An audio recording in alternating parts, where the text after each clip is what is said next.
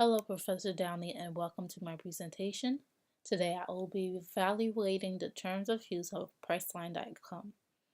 I will start out by outlining the requirements of a good terms of use, and from there, see where Priceline falls short. In between, I will answer the following question: how binding is their terms of use? What is the purpose of a terms of use? Well, lawfully, unlike a privacy policy, your website doesn't require terms of use, but it is still good to have. The question still begs, why have one if it isn't legally required? The answer is simple: to save yourself if you're ever dragged to court by one of your users. So even though it may not seem necessary in the eyes of the law, anyone who wants to protect themselves and their business should have one. Now, there are three types of terms of use: a click wrap, a browser wrap, and a combination of the two. A click wrap terms of use requires the user to click on a version of "I agree to these terms and conditions," while a browser wrap terms of use requires no acceptance from the website user. It is more common to have a combination of both, where the user starts with a browser terms of use until they decide to register on the website, which leads to the click wrap terms of use. Priceline uses a browser app terms of use. What are the elements of a terms of use? According to the IT Digital Legal Companion, written by Landy Jean and Amy Mastrobatista, a terms of use should always start with a statement that automatically accepts the set terms to use a website. In the case of Priceline.com, they begin with a disclaimer that limits their liability. They state that the permitted use for the website is personal and non-commercial. After stating who owns the website and its purpose, Priceline concludes with, "This agreement describes the terms and conditions applicable to the services available through this site and details of your responsibility, thereby limiting the liability of Priceline.com and its third-party suppliers or providers." So users are bound to these terms without their needed approval. Next, they need registration rules, which states that the user must provide accurate information when filling out registration forms. Outlined in bold, Priceline.com covers this by stating that people should read the terms of use before registering. This is a trap in my eyes because the chances of someone going to read this documentation before registering is pretty slim unless they're a lawyer. The paragraph also provides a link to the privacy policy, which people also seldom read until they feel like their privacy is at risk. The checkup order clause is also included in this paragraph, as it states that the responsibility of the user to check on the terms of use themselves from time. It is the responsibility of the user to check on the terms of use themselves from time to time for any changes to the terms. I disagree with this method because not only are people not going to read this, but to have to check it without getting some sort of notification to do so is just wrong.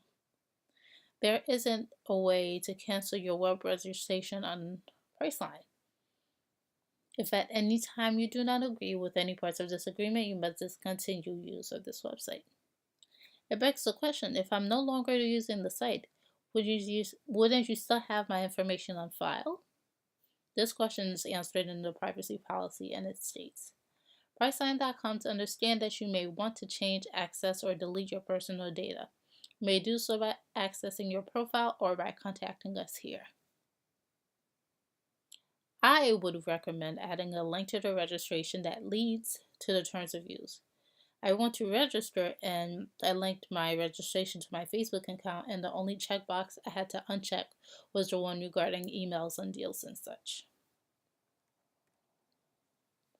The acceptable actions portion of their terms of use states that individuals must be at least 18 or older in order to use the website.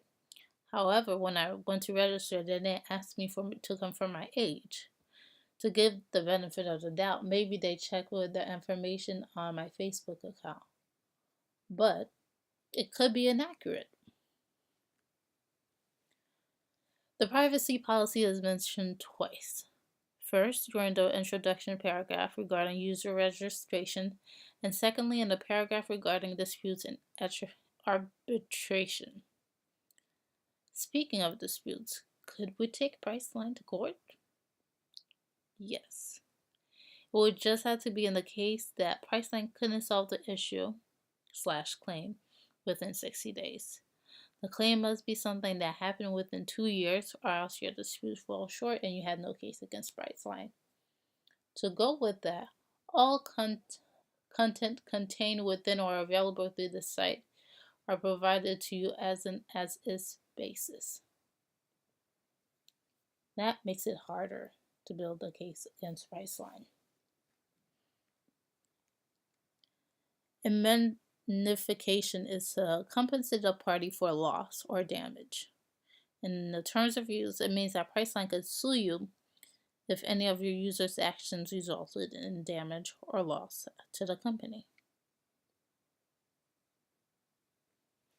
There are 3 other elements on Priceline that I would like to highlight. They are the credit card chargebacks, trademark and copyright notice, and lastly, claim of copyright infringement. For a site where the revenue comes from booking fees, it is important to have credit card chargebacks. This portion says that the user has a right to question a charge that appears in their bank statement. Of course, they must contact Priceline prior to contacting the credit card companies. The copyright portion speaks on how Priceline owns all graphics in their website, and they are not permitted for use, and if something belongs to you or you feel something on the website is copyright infringement, then there is an email which can be reached to resolve the issue. This contract is valid because even though it doesn't physically require a user to check an I agree box, the user is still using the website, which automatically ties into the terms for using the website. At least that's what the language of Priceline's terms of use indicates. However, there was a case in 2014 where BrowserApp terms of use were deemed unenforceable. In Nguyen versus Barnes & Noble Incorporated, the plaintiff, Kevin Cole Nguyen, argued that because he hadn't read nor agreed to the terms of use, he wasn't bound to them. The court's decision was in favor of Nguyen because there was nothing to prompt the user to take an affirmative action to demonstrate asset. With that being said, I'm going to restate the point I made earlier regarding the registration. Linking to the terms of use at some point during the registration could save Priceline in the case they got sued.